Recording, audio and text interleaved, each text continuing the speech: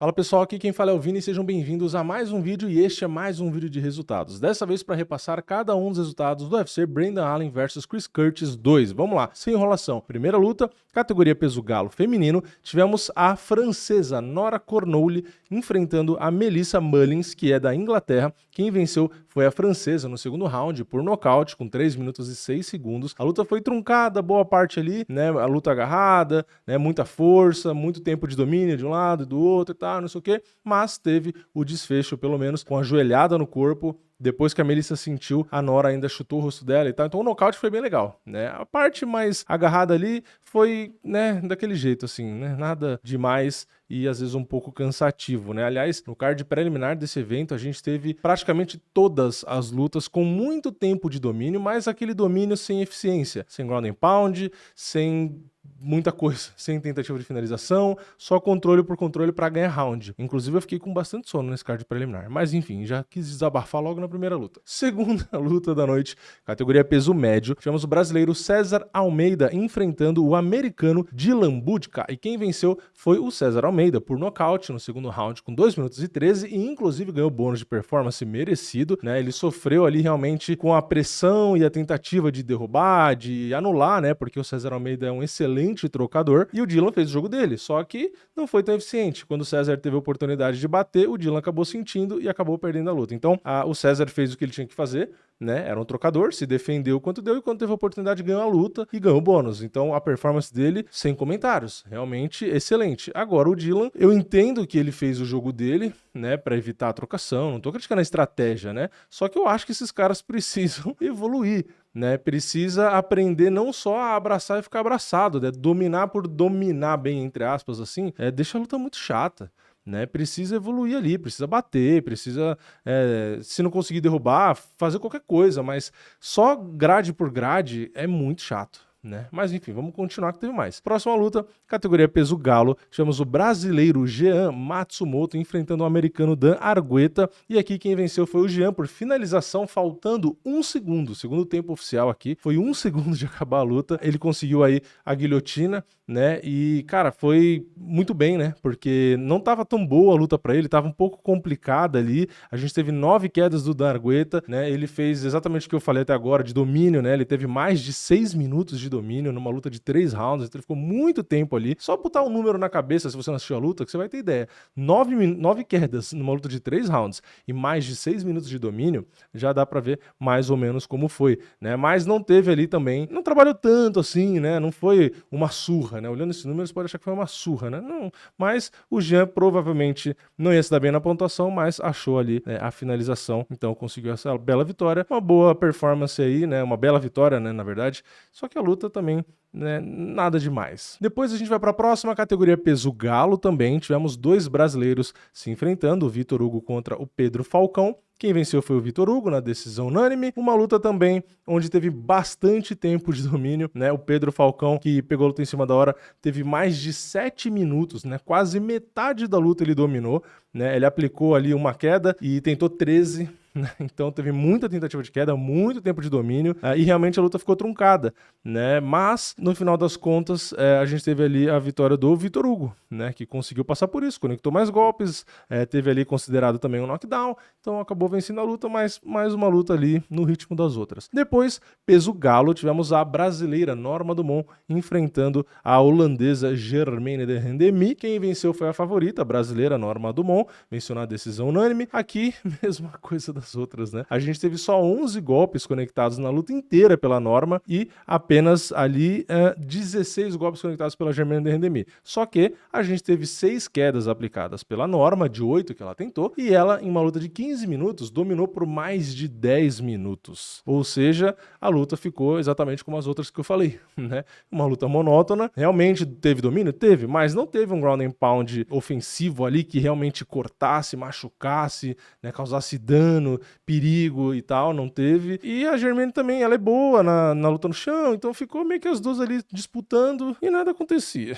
Então foi uma luta monótona também. Claro, muito boa a vitória da Norma, venceu uma ex-campeã e tal, fez a estratégia dela, mas o que realmente às vezes cansa um pouco é você ver a oportunidade ali de rolar umas cotoveladas na cara e tal, e não vai, né? Não acontece, não bate, fica só realmente dominando, né? Então, pra gente que tá assistindo, não fica tão legal. Depois, a gente vai pra próxima, peso pesado. Tivemos o brasileiro Walter Walker, irmão do Johnny Walker, enfrentando o polonês Lucas Brzeski. E aqui é a mesma coisa de todas as outras lutas que eu tava falando. O Walter Walker, ele tem como jogo, né, as quedas. Ele aplicou 4 quedas na luta. Ele teve também mais de 7 minutos de domínio numa luta de 15 minutos. Então, ele faz o que é o jogo dele. Só que ele sofre do mesmo mal que eu acabei de falar. Ele derruba, ele controla, e ele é bom derrubando e ele é bom controlando, tá? Não estou criticando isso, nem a estratégia, porque eu gosto da estratégia, né? Mas ele precisa urgentemente usar o ground and pound. O cara tem 120 quilos, o cara derruba, o cara controla e o não bate. Então até inclusive o irmão dele, né, tava gritando, o pessoal do corner e tal, ele tem que bater, né, ele tem que ser agressivo. Cara, se você consegue derrubar fácil e dominar fácil, você só precisa bater. Coloca a cotovelada ali, um cara desse tamanho, dá 2, 3 marteladas, dá 1, 2 cotoveladas, o adversário sempre vai se entregar, né? Então, ele tem realmente boas quedas, como eu falei, bom domínio, mas precisa urgente de ground and pound, precisa urgente melhorar ali realmente o cardio, o gás, né? Porque esse estilo de jogo, se você quer ter esse estilo de jogo, você tem que ter gás, né? Porque realmente exige muito, é cansativo, né? Então, ele gasta muita energia fazendo isso e acaba ficando cansado. Não é que ele não tem energia, que ele não tem gás, é que o jogo dele exige muito gás, né? Então, ele precisa urgente de mais condicionamento, precisa mais ali do ground and pound, ele tem uma boa absorção de golpes, né? Ele acaba não tendo uma boa defesa, não tem uma boa trocação, então recebe muito golpe, mas pelo menos ele tem um bom queixo, porque se não tivesse, realmente teria perdido essa luta. Aliás, ele perdeu, né? Mas não perdido como ele perdeu, perdendo por nocaute, não por decisão. Então ele tem pontos realmente positivos e que eu acho que são bons, mas ele realmente precisa melhorar em alguns outros pontos, né? Amadurecer, enfim, é um cara muito novo, né? Eu acho que tem realmente um caminho que, se for trabalhado, bem lapidado, eu acho que ele tem realmente um bom caminho pela frente. É um cara muito grande, muito forte, muito pesado, só precisa realmente ajustar. Eu acho que o principal ali é o ground and pound. Meu, derrubou no primeiro round, você é peso pesado, bate, seja martelada, seja cotovelada, cara, o que der, ombrada, mas bate, tem que bater. Então é isso, acabou sendo derrotado, infelizmente, e por um cara que não vencia nunca, né? Mas foi isso que aconteceu. É uma luta bem morna, como eu falei, porque teve muito domínio e pouca eficiência. Enfim, aí a gente vai para a última luta do card preliminar, que a gente teve o Alex Morono contra o Kurt McGee, 2 americanos se enfrentando. Quem venceu foi o Alex Morono na decisão. Aqui já foi uma luta que teve um certo tempo ali de domínio e tal, mas foi uma luta com, né, um pouco mais de atividade ali, tentativa de finalização, uma quantidade maior de golpes e tal. O último round, né, na verdade, da metade pro final ali, mas acho que mais o terceiro, né? O terceiro round ficou bem morno, né? Começou a ficar bem monótono também, mas no geral foi uma luta até que ok, né? Então esse foi o card preliminar. Deu pra ver aqui que não se salvou muita coisa, né? Na minha opinião, lógico, você pode ter achado o card, como o pessoal falou na transmissão, um card maravilhoso, lutas excelentes. Eu não acho, né? Eu não acho, mas é só a minha opinião, né? Cada um tem a sua. Depois a gente vai então para a primeira luta do card principal, categoria peso leve. Tivemos o Trevor Peek, americano, né? Enfrentando também o americano Charlie Campbell. Quem venceu foi o Campbell na decisão unânime. Aqui uma luta mais legalzinha, já deu uma melhorada, deu uma animada, né? Depois daquele card preliminar, uma luta mais movimentada, uma trocação ali, queda dos dois lados e tal. O Trevor Peek é meio maluco, então foi uma luta interessante. Aqui já deu uma respirada. Na próxima luta, categoria peso leve, tivemos o Inácio Barramondes do Chile enfrentando o Christos Giagos dos Estados Unidos. O Inácio Barramondes nocauteou no primeiro round com 3 minutos e 34 segundos, um belíssimo chute de esquerda. Ele estava na base de destro, aí ele mudou para a base de canhoto, chutou a cabeça, acertou um lindo chute e conseguiu ali um nocaute e nem precisou golpear, né? O Giagos caiu ali acordado, mas bem grog, mas o Barramondes nem foi para cima e ele estava muito bem, né? Tinha conectado muito mais golpes, né? 40 golpes, tomado só 17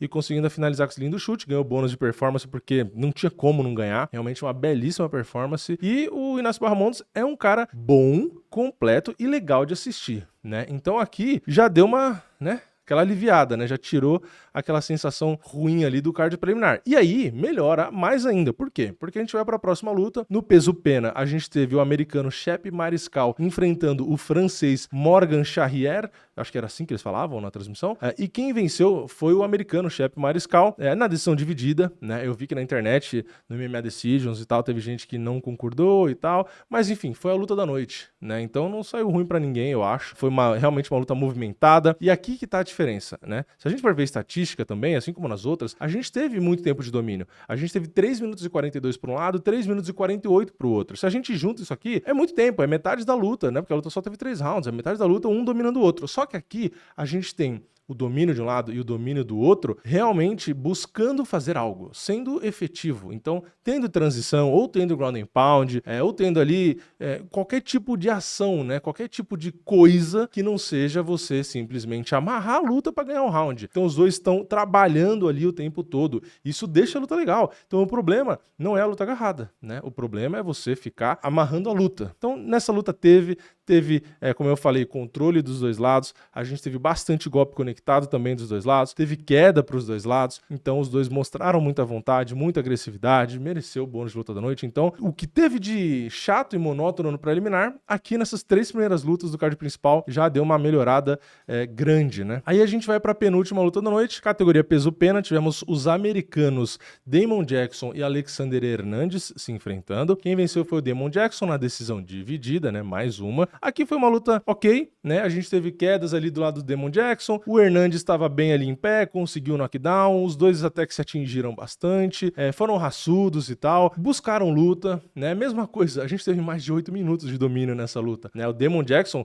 controlou, né? Dominou por mais de 6 minutos, mas realmente ali tava também tendo atividade, né? Tava tendo luta, então não foi a luta mais emocionante do mundo, não ganhou, né? Nenhum deles ganhou bônus nem nada, mas pelo menos ali teve um pouco mais de ação. Então, foi uma luta ok, né? E na luta principal, peso médio, tivemos o americano Chris Curtis enfrentando também o americano Brandon Allen. A luta durou os 25 minutos, também foi decisão dividida, né? Quem venceu na decisão dividida foi o Brandon Allen. Aqui eu acho que até concordo com o resultado, acho que talvez 3-2 pro Brandon Allen. O Chris Curtis, eu vi que teve gente defendendo que ele venceu, né? Mas, enfim, foi uma luta mediana também. Tá?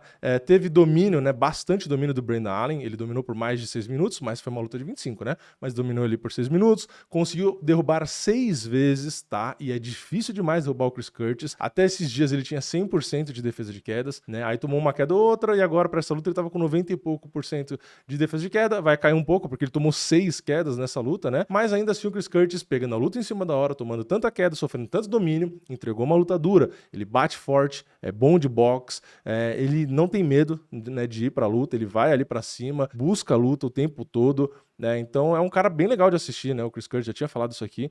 E ele entregou uma luta difícil, pegando a luta em cima da hora. O Brandon Allen, que vinha no hype, tá bem mais acima no ranking, né? O Brandon Allen, e passou um aperto, né? Final da luta, ele tava morto, tava esgotado. Só que o Chris Curtis também acabou cansando, porque ele pegou a luta em cima da hora, né? Então foi uma luta ok, tá? Não foi uma luta que não dá pra assistir, né? Aquelas lutas, porque tem luta principal que é 25 minutos, que é ruim de assistir. Essa aqui até que teve entretenimento, né? Teve o Chris Curtis ali com o box, batendo forte, machucando, o Brandon Allen ali realmente conseguindo derrubar, fazer boas transições. O Chris Curtis se defende muito bem, né? Ele dá as costas, mas ele sempre consegue se defender, sempre consegue inverter, sempre consegue levantar, né? Mesmo no final da luta ele tem bons sprawls. Então assim, o lado da luta em si foi uma luta boa. Só que questão assim de emoção, de entretenimento, foi uma luta ok, tá? Não foi uma luta ruim, como eu falei, 25 minutos que dá pra assistir. Então, esse card foi meio que o oposto de um card recente, que quando eu fui dar nota, eu falei, né? O card preliminar foi sensacional e o principal foi meia boca. Aqui é exatamente o oposto, tá? O card preliminar, pra mim, foi bem chatinho, bem, assim, né? Bocejei várias vezes, quase dormi, né? Levantei, fui beber uma água, voltei, porque realmente tava dando sono. Só que o card principal melhorou muito, né? Então, tudo bem, as duas últimas lutas não acompanharam o ritmo das primeiras lutas do card principal, mas não foram ruins. Então, o card principal salvou, né? Porque o preliminar foi bem ruim. Então, minha nota geral para esse evento acaba sendo 5. Tá? Faz tempo que eu não dou uma nota 5, mas porque realmente o card preliminar, os estilos, né? Todas as lutas seguidas rolando a mesma coisa, cara, foi chato. tá? Então, mesmo o card principal sendo bom, na minha opinião, a luta da noite ali eu gostei e tal, tendo lutas boas, eu acho que não tem força pra puxar mais do que isso, porque pra mim o preliminar tá puxando a nota bem pra trás. Então, nota 5 no máximo. Tá? Então, eu nem lembro quando foi a última vez que eu baixei de 6 a nota, né? Mas aqui eu vou dar 5 e sendo bonzinho, né? Porque se eu der menos que 5, vão falar que eu tô exagerando. Então, acho que 5 ali no meio do caminho, de 0 a 10, 5, eu acho que tá de bom tamanho. Mas é isso, quero saber a opinião de vocês, o que vocês acharam, né? Vocês que, muita gente, né, não gosta do Khabib, do Makhachev, dos caras que dão uma amarrada ali, só que são caras que amarram e fazem alguma coisa. Eu quero saber o que vocês acharam desse card preliminar. Comenta aqui embaixo, deixa o like no vídeo, se inscreve no canal, ativa o sininho e eu vejo vocês na próxima. É nóis, valeu, falou!